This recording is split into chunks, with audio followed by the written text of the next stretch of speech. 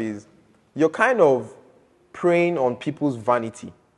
It's not a bad thing. It's not as much as it sounds like a bad thing. It's the minute you walk into a groom's room and you ask him who's wearing, he's excited to tell you. He's like, guy, man, I'm wearing Gucci, man. I spent money. I spent money, man. Shit, you just they bling, Abby. You just show for picture. You get that kind of thing. So I got her out of her mood by just asking her, oh, what are you wearing? Many shoes are mad, sha. You get. But it's just because of that, my people skill and ability to just read the room, get them talking. But sometimes they are pissed, leave them alone. Don't take everything as a formula. Don't as I say now, you say angry bride, then come like, hey, so what are you wearing? maybe it's even the what's it called that annoyed them. Even are you even annoy them? You get? It's just read the room, understand. If this is someone you have to leave alone. Because some people are rude. Clients are rude. It's like I'm saying. So I was doing my master class, and I let the students practice before I could tell them what to do. Because I wanted to see how they relate to people. And during the class, there was one guy who just went to bed and was like, turn. And I'm like, ooh. Because he's not really a wedding photographer, he shoots more portraits. And you know, if you're shooting with models, you can legit just walk to a model and... You can't even do that. You can't even do that, but you shouldn't even do that, but understanding people's space. Because no matter who you are, before I go, I ask you, can I? And they're like, yeah, sure. You get, so people skills, understanding how to relate to people is very, very important. You get, so if you have a bride who's pissed, read the room. If this is someone that has to be left alone, because sometimes they actually go into a room and adjust you, just leave them. Once they're out, ask them how they're feeling, then tell them, we have mad shots, we have amazing pictures. Even if you say you never even snap anything, just give them that feel of, from your ends, everything is okay, right? So I think that's pretty much it. So I have just 2 questions left. Yeah. One is from JSOFA. He asked like 5 questions, but I'm only going to take one. So how do you decide when to use continuous lights or strobe in the wedding? I shoot mostly continuous lights, natural lights. If there's a huge window, I am not bringing out that strobe. The only time I'll probably use a strobe is when there's no, ambience light. The lighting is not good. Then I bring out a strobe to just have safe shots, to make sure I have clean shots before we probably leave the hotel or the terrible or poorly lit prep room. And we do something outdoor. So I use my strobe. During events, I use strobe because you want your pictures. Because the thing about consistent. Yeah, you want your pictures to be consistent and crisp.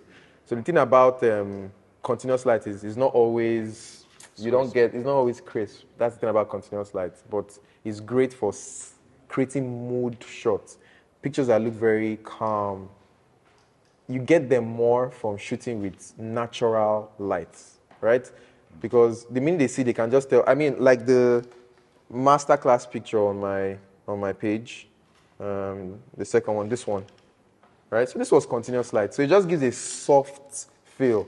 A strobe light might have made the pictures, the lights harder or something, but how you use your light matters. But I am a continuous light guy. I lean more towards continuous light. So I use strobe only when necessary, like during receptions and when I don't have good ambience light. That's the only time I use strobe, but I'm more of a continuous light guy.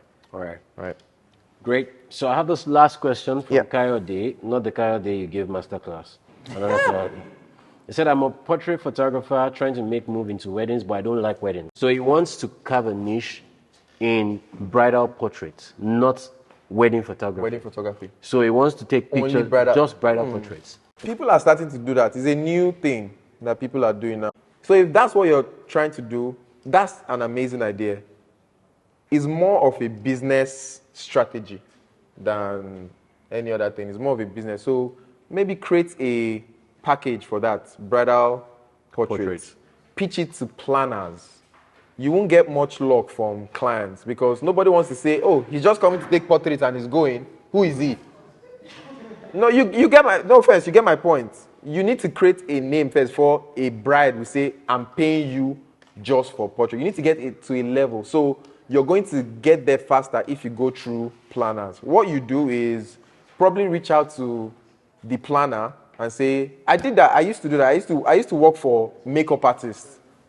I didn't get the wedding job, but the makeup artist who's my friend will tell me, oh, she has a job. I should come and take portraits of her work when she's done with the bride. And from there, I will now shoot the wedding on the side. You get? But since you're going straight to portraits, you're going to get there faster through planners. Just let them know that all you're doing is just coming to take portraits of the bride. So they just need to carve out 5 minutes, 10 minutes. Don't ask for too much so you don't annoy the main person they hire. Because if I shoot you, I see that they give you 10 minutes and they didn't give me enough time.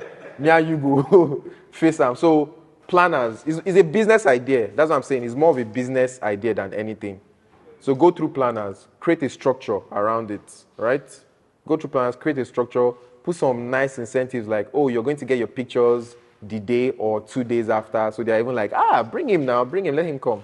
So it's more of a business thought. So try and structure it like a business plan. All right?